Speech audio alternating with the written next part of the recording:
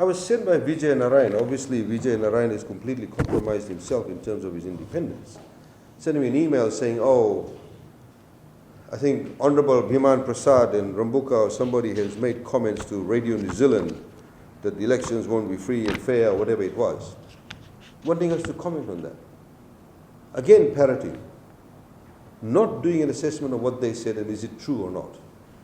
And I've highlighted this before. The EU report on the elections in 2006, again I can give you copies of this.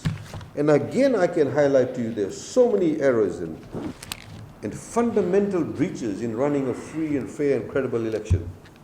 Yet, nobody actually has taken the time, nor most of you over here in this room, have taken the intellectual input to look at what happened before and what is not happening now. Today we signed the Fijian government signed the agreed terms of reference with our multinational observer group, the co-chairs, India, Indonesia and Australia.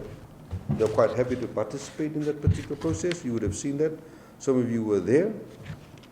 But in this particular report, there are so many fundamental errors that took place in the elections. For example, let me read out to you. The new register of voters suffered from several shortcomings. These included the misspelling of voters' names, wrong constituency allocations, and the failure to register a greater number of voters.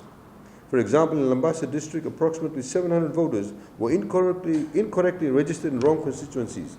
And in Nandi Lotoka Ba constituencies, approximately 1,900 voters were incorrectly registered. It goes on. There is another one which might tickle your fancy. It, for example, talks about a voter turnout over 101% in Dakhandrove.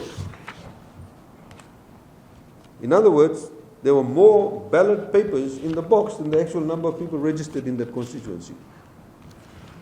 And people say it was good then. This is the kind of obfuscation that's taking place. The OSC, Office of the Supervised Election, did not provide an official explanation of a voter turnout of 101% in Dakhandrove East constituency.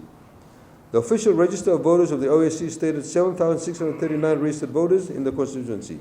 However, the returning officer of the Northern Division said the total number of registered voters were 9,012. No accountability. I urge you, if you're serious about your profession, and indeed if the organizations you work for are truly independent, and don't just simply say you're independent, it goes with the, as they say, the proof is in the eating of the pudding. Read this report and see the number of flaws that took place and compare that to the 2014, 2018, and indeed what's already happening in the 2022 elections.